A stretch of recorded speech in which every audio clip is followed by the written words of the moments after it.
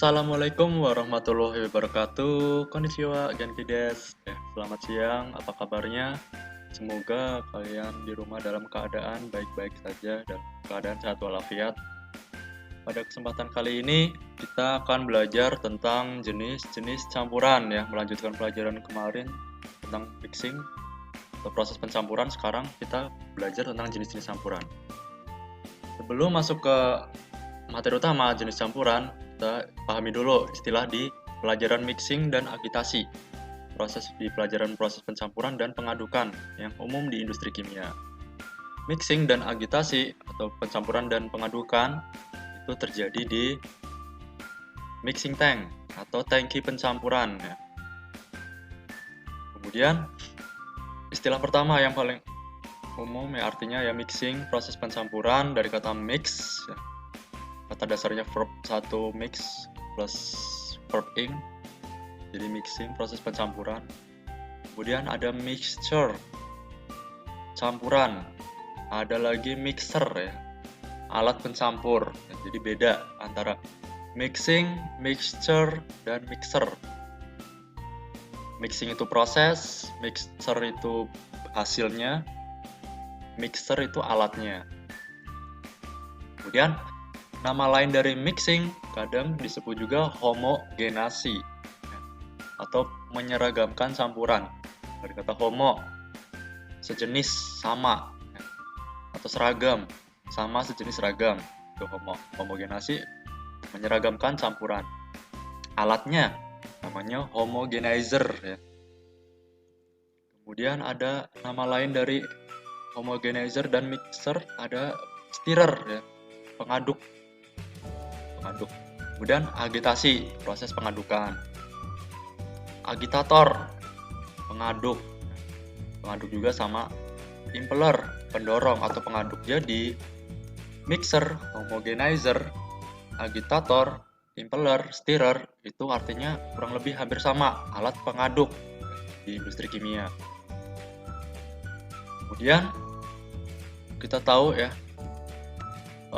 segala sesuatu yang mempunyai massa atau berat dan menempati ruang di bumi ini kita sebut materi. Materi dibagi menjadi dua ya, zat tunggal atau zat murni dan campuran.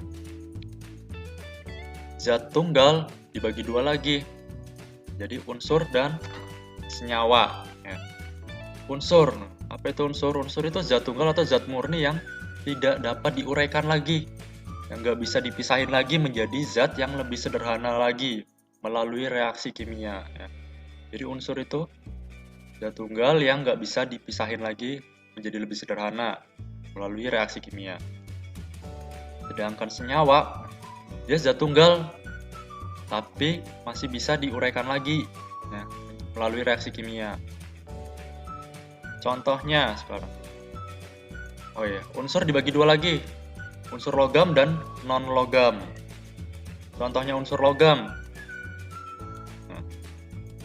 Unsur logam itu ciri-cirinya dulu ya. Ciri-cirinya ada beberapa sifat khusus unsur logam, yaitu wujudnya padat, ya, berwarna putih, mengkilap, keperakan, abu-abu, kuning. Ciri lain dia penghantar listrik yang baik, ya, punya titik didih atau titik leleh yang tinggi. Biasanya juga bisa dibentuk lempengan atau lembaran. Contohnya di sini ada Na atau natrium, Ca atau kalsium, Fe ferum atau besi, ya. Cu cuprum atau tembaga, kobalt, ya. Masih banyak lagi, ada magnesium, aluminium, mangan, nikel, ya. Krom, kalium, itu semua unsur logam, ya. Kemudian kalau unsur non-logam berarti sifatnya dia, kalau logam tadi biasanya padat, kalau non-logam bisa padat cair gas ya. Padat cair gas. Umumnya warnanya ya, kalau logam mengkilap, kalau non-logam berarti tidak mengkilap ya. Kalau logam penghantar listrik dan panas yang baik, kalau non-logam berarti tidak baik untuk penghantar listrik dan panas ya. Kemudian untuk titik didih dan titik lelehnya juga kebalikannya ya. Untuk unsur non-logam lebih rendah titik didih dan titik lelehnya, serta susah dibuat, dibentuk-bentuk seperti logam ya. Unsur non logam pun ada yang padat, yang cair gas. Padat, contohnya ya, ada karbon. Karbon itu unsur non logam yang wujudnya padat. Nah, kemudian ada hidrogen, unsur non logam yang wujudnya gas. Oksigen, gas. Bromin, Br, bromin, unsur non logam yang berbentuk cairan. Nah, kemudian ada O2, oksigen. Nah, tadi ada O, ada O2. Bedanya apa ya? Kalau O berarti dia atom unsur ya, unsur dalam bentuk atom. Sedangkan O2 unsur dalam bentuk molekul ya, bedain antara O biasa dan O2,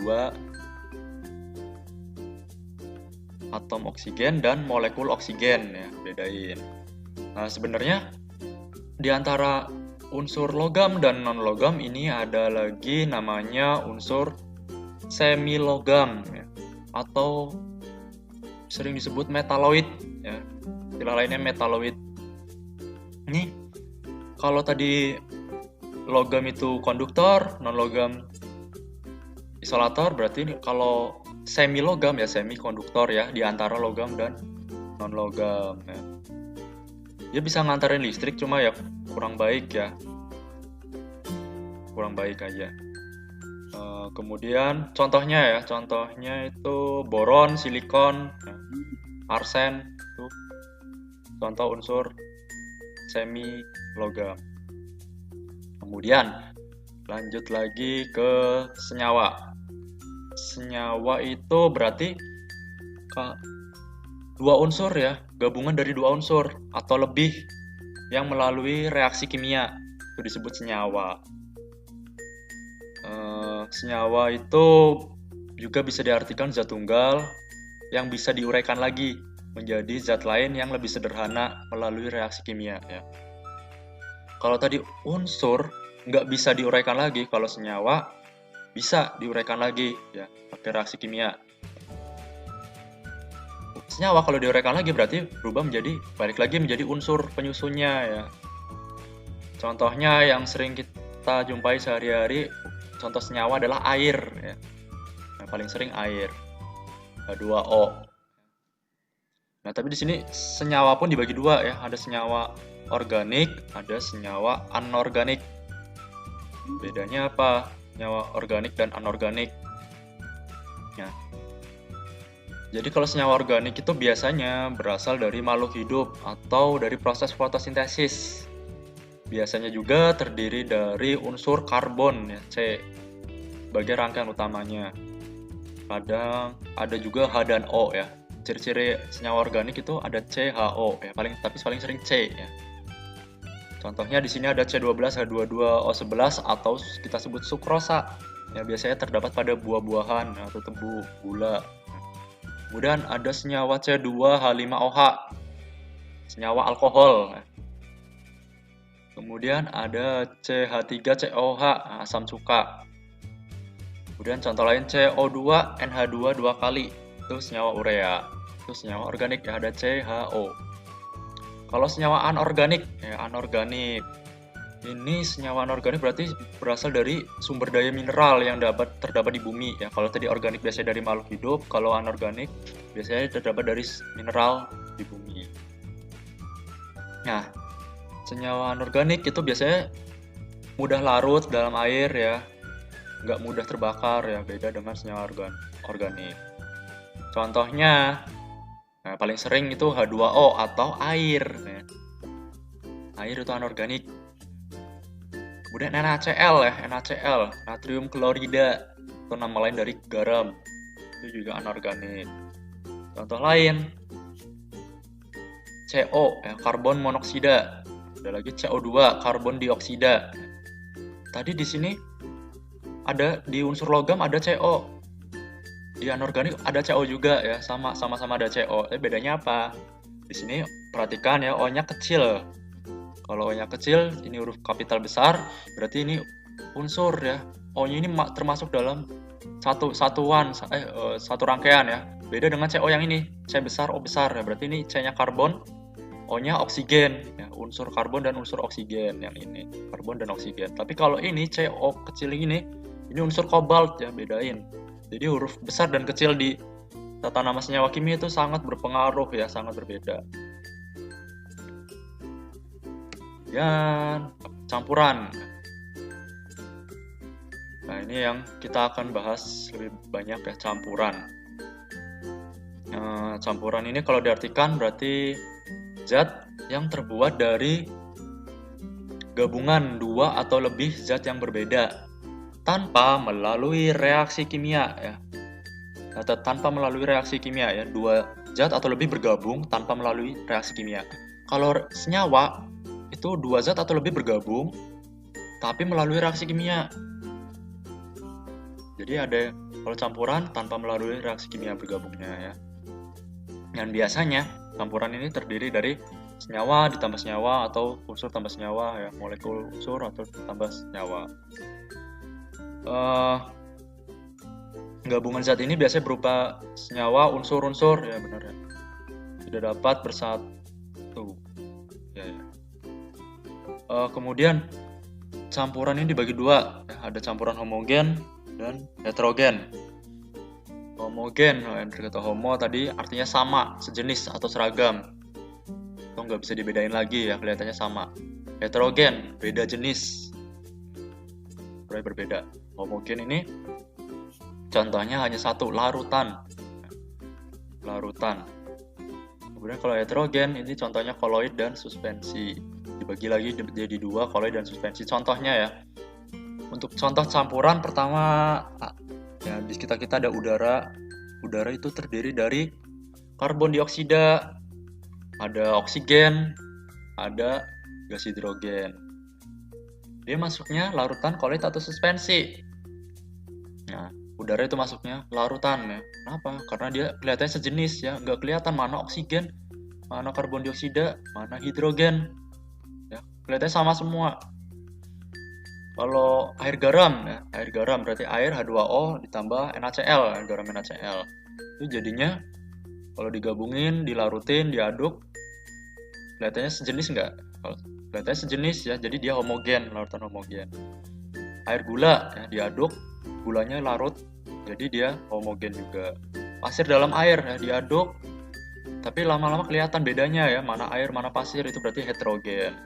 Susu juga heterogen. Nah, kita tahu bedanya heterogen, koloid, dan suspensi dari mana? Kalau larutan ya, ciri-cirinya dia bening ya, bening, transparan. Nggak bisa dibedain lagi mana zat penyusunnya. Tadi kan ada air ditambah gula, ya, gula kan kelihatan. Tapi ketika dilarutin ke air, gulanya hilang. Sama garam juga ketika dilarutin ke air, hilang. Berarti dia disebut larutan ya. Udah nggak bisa dibedain lagi zat penyusunnya. Kalau suspensi ciri-cirinya kalau didiamkan lama-lama akan timbul endapan ya, endapannya ke bawah atau ada yang endap di atas, endap ke bawah ya. Ya pokoknya bisa dibedakan lah kalau suspensi. Kalau koloid, nah, dia zatnya itu nyebar ya, merata atas bawah. Kalau suspensi dia terpisah, kelihatan terpisah ya. Di atas ada yang di bawah. Kalau koloid nyebar di atas bawah. Nah, kalau koloid ini secara kasat mata kelihatannya sama, tapi sebenarnya dia beda kalau dilihat dengan menggunakan mikroskop. Nah, sekarang kita bahas contoh sifat dan jenis campuran ya. Contohnya campuran air dicampur dengan gula, itu gulanya akan larut, hasilnya bening. Ada endapan nggak ada ya. Filtratnya juga bening ya, filtrat atau hasil saringannya bening ya. Jadi campuran air dengan gula kita sebut larutan.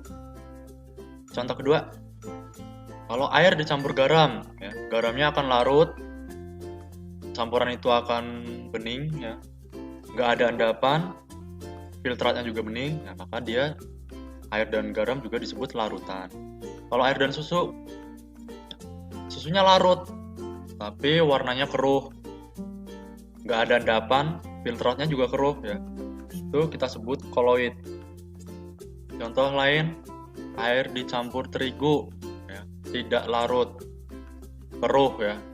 Terigunya nggak larut, lama-lama ngendap. warnanya juga agak keruh, filterannya keruh, maka campuran itu disebut suspensi. Kalau air campur santan, santannya larut tapi warnanya keruh, ya, nggak ada endapan sih, filtratnya keruh juga, maka campuran itu disebut koloid. Kalau pasir campur air ya, pasirnya larut nggak? Nggak ya, nggak bisa larut karena di pasir akan mengendap, warnanya juga keruh, maka disebutnya jenis campuran itu suspensi.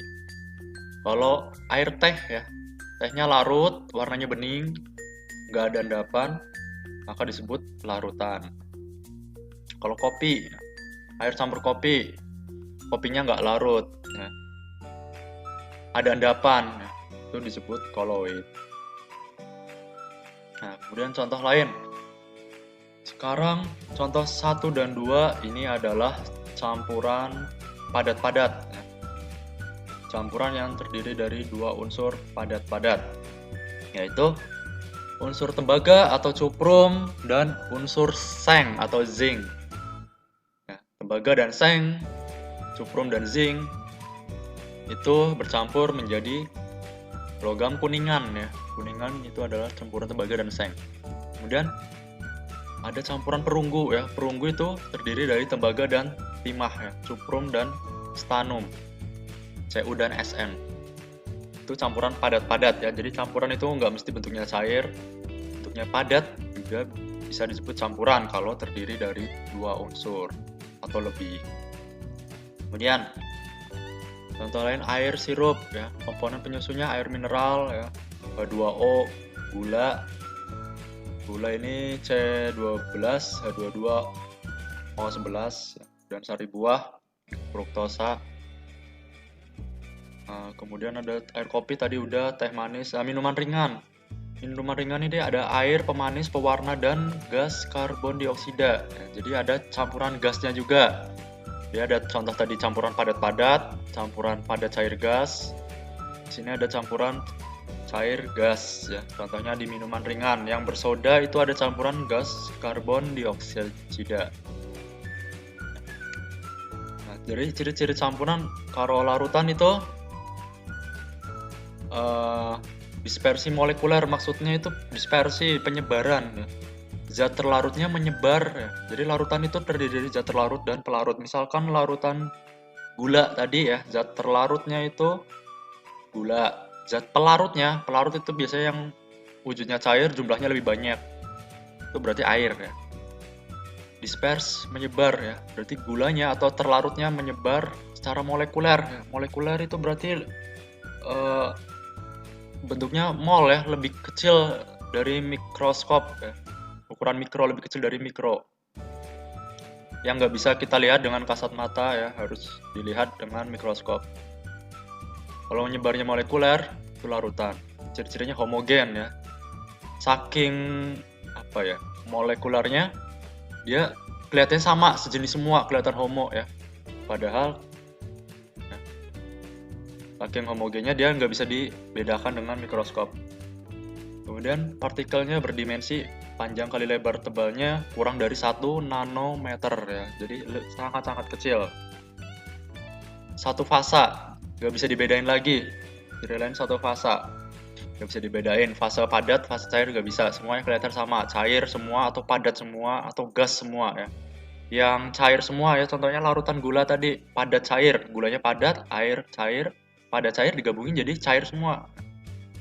Kemudian tadi kuningan dan perunggu, kelihatannya padat-padat, satu fasa. Udara ya, udara campuran hidrogen, oksigen, karbon dioksida, kelihatan satu fasa, fasa gas semua ya. Stabil, maksudnya berarti itu nggak bisa, susah dipisahkan lagi ya, susah dipisahkan. Campuran itu udah susah dipisahkan. Udara misahin hidrogen, oksigen, dan karbon dioksidanya itu agak susah ya. Kemudian kalau tembaga campur seng udah bercampur menjadi kuningan, itu juga susah dipisahin. Kemudian larutan gula itu udah jadi larutan, dipisahin lagi juga susah ya, itu stabil maksudnya, tidak dapat disaring ya. Kalau larutan gula disaring ya semuanya lolos ya, nggak ada yang jadi filtrat. Contohnya yang lain selain larutan gula dan garam ada spiritus, alkohol 70%, cuka, air laut, udara bersih, bensin. Udara bersih berarti tadi ya, hidrogen, oksigen, karbon dioksida, dan argon, helium, dan lain-lain. Bensin. Kemudian kebalikannya larutan itu suspensi, dispersi kasar, maksudnya penyebarannya kasar, kelihatan secara kasat mata. Ini disebutnya campuran heterogen bisa dibedakan, beda jenis ya. Salah satu atau semua dimensinya lebih besar dari 100 nanometer ya. Ini ada, kalau ini 1 nanometer kurang lebih kecil dari 1 nanometer berarti kecil banget ya, 10 pangkat min. 1 nanometer itu 10 pangkat min 9 ya, berarti lebih kecil dari ini 10 pangkat min 10. Kalau ini lebih besar dari 100 nanometer berarti mikro ya, mikro 10 pangkat min 6 ya, 10 pangkat min 6 atau min 7. 2 fase berarti dia masih bisa dibedakan lagi. Contohnya ya, air pasir tadi, ketika dicampur pasirnya masih bisa kelihatan fase padat dan airnya masih kelihatan fase cairnya. Itu 2 fase. Tidak stabil ya, ketika tadi campuran terigu ya dicampur, lama-lama ada yang ngendap, itu berarti nggak stabil campurannya, udah terpisah. Bisa disaring ya, campuran terigu dan pasir itu bisa disaring, kelihatan filtratnya padat. Contohnya air keruh, air pasir, kopi dan air, minyak dan air. Kemudian di antara larutan dan suspensi itu adanya namanya koloid. Koloid itu jadi di tengah-tengah, semi ya, antara larutan dan suspensi. Secara makroskopis berarti bisa dilihat oleh mata ya. Kelihatannya homogen ya, kelihatannya sejenis. Susu misalkan, kelihatannya putih semua. Kelihatannya sama, sejenis. Terus secara makroskopis kelihatannya homogen.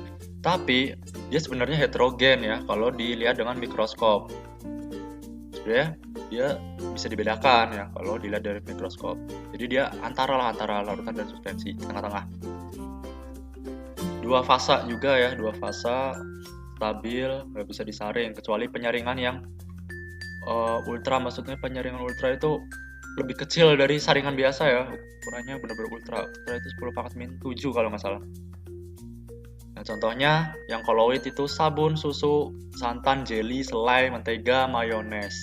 Sebenarnya masih ada banyak lagi contoh koloid di pelajaran selanjutnya aja. Nah, sekian materi pada kesempatan hari ini. Terima kasih atas perhatiannya. Assalamualaikum warahmatullahi wabarakatuh.